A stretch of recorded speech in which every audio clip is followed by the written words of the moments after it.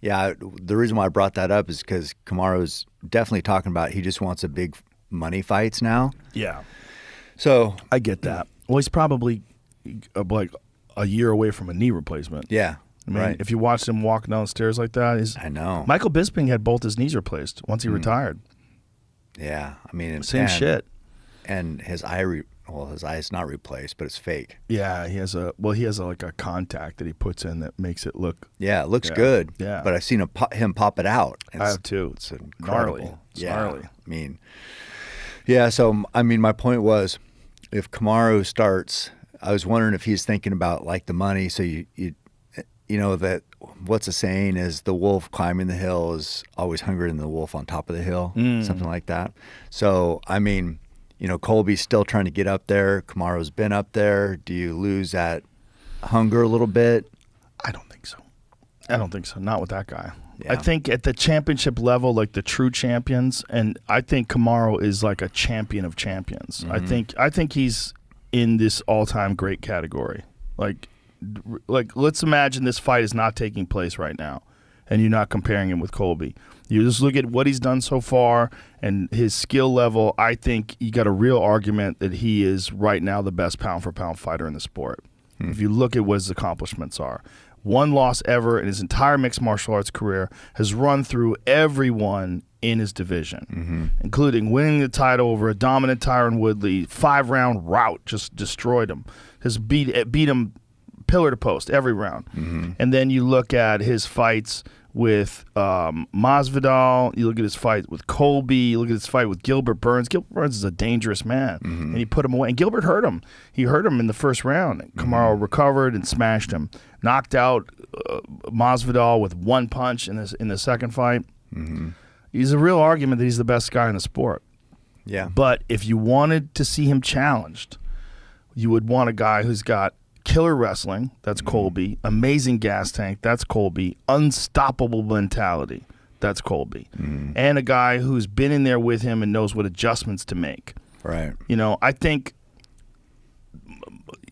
you know, when Masvidal took that first fight, he took the first fight on short notice. Yeah, and 6 days. He had some good moments in the fight, but ultimately he fell prey to Usman's conditioning. And Usman had said, the reason why he was willing to fight me then was because he had a built-in excuse. Yeah, I saw that. Which is interesting, because that would have fucked with a man's head. Yeah. You call him a journeyman, and that fucks with a guy's head. Like, the difference in the accomplishments of the two are very different. Like, Masvidal obviously has that giant Ben Askren knockout, and he beat up Nate Diaz in that fight. And Masvidal's a bad motherfucker and a very clever fighter. He's one of my favorite guys to watch fight because he's so intelligent.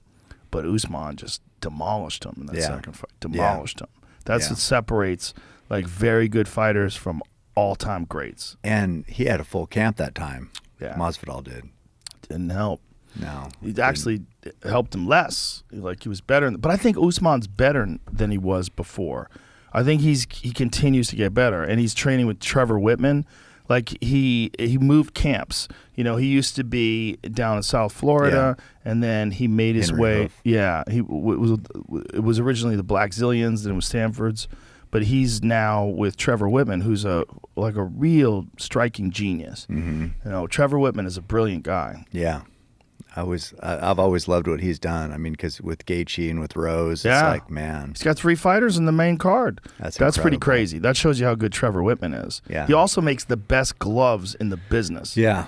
His gloves are fucking fantastic. Yeah, you've been lobbying for those. Oh my God, for the they're UFC so to good. use those. Well, not just his boxing gloves. I use his gloves to hit the bag. He makes the best shin pads. He makes the best equipment. Like, it's crazy that you got a coach who is also designing equipment. And he was explaining to me that the foam that they use, the foam that most people use, is not the best foam. It's like the best cost-effective foam. So he uses like the best top of the food chain, space age technology foam. And like, you really feel the difference when you like hit things with his gloves. Like, it's better protection for your hands. No. Yeah, I know. I've watched some stuff on him, and I'm a fan. He's definitely. a wizard. He's a fun guy too. And they have he has a good relationship, a good rapport with his students, you know, which is so important because he's a good guy to get along with. He's a fun guy. And so, like, watching him coach these people and seeing, like, 3 top flight fighters on the same card.